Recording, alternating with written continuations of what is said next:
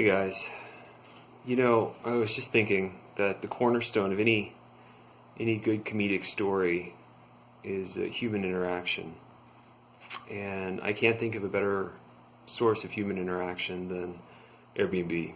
Since 2014, I think, I've been an active user of Airbnb, and in 2016, Susan and I started our fledgling second career as Airbnb hosts. We hosted through 2016 and 2017 in the summer months in Chicago, renting out the second bedroom of our condo to anyone with $105 every night. And it was a magical time, and we met a lot of interesting people, and we got a lot of good stories out of it. There were the two girls who inexplicably used almost an entire bottle of body wash during like a 36-hour visit. There was a girl who was the subject of a romantic comedy plot who was traveling across the country to confront her love who dumped her. There was even a guest where we found a pee stain on our guest bedroom bed and the ensuing mystery as to who left it. But the story I actually wanted to tell today isn't about a guest. It was about the host, this guy. So, this is 2017, and I was training for a marathon, and I was working out constantly. My mileage was really high, 90 or 100 miles a week. And as you might expect, when you're running that much, you're hungry all the time. I was eating and snacking constantly, and I also couldn't go all the way through the night without having to get up to eat. So usually I would get up around 2 in the morning, 2:30 in the morning, and eat something and then go back to bed. And this isn't normally much of an issue, but when you're hosting Airbnb guests over the summer, it is.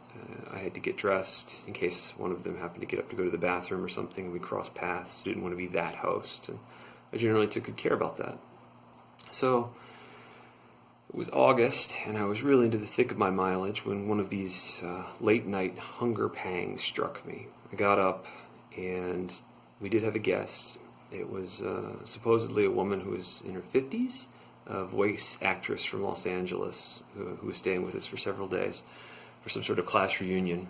And I hadn't actually met our guest. She had checked in and talked to Susan, and I had gone to bed before she'd come home. So I tiptoed out in the hall. I verified her door was shut, and she appeared to be in bed because it's 2 in the morning. And I got sloppy, and I did not put on clothing. So I had no shirt, and I wore tighty whities, and I snuck into the kitchen, and I grabbed some food. And I took it out into our living room, and I sat on the couch, and I was eating from a giant bag of flamin' hot Cheetos. And the other thing you learn when you're doing high mileage is that you fall asleep very easily. And as I sat there in the middle of the night eating flaming hot Cheetos, I fell asleep on the couch in a seated position in a state of partial undress.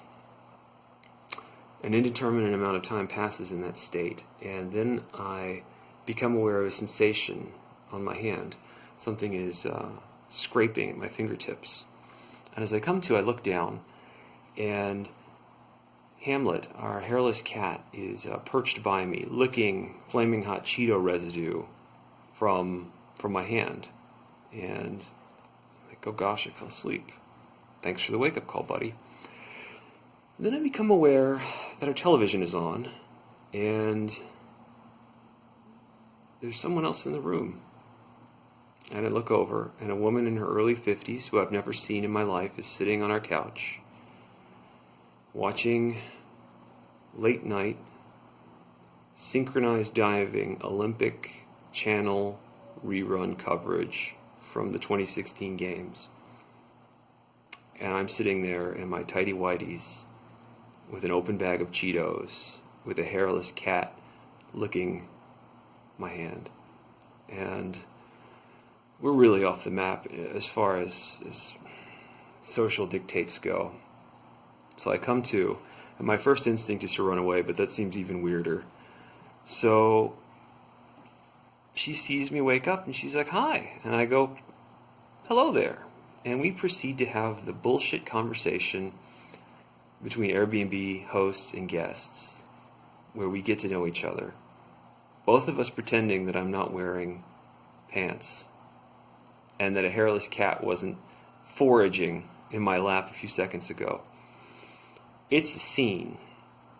So, just to make things a little bit weirder, my guest asks me if I know any drug dealers in Chicago.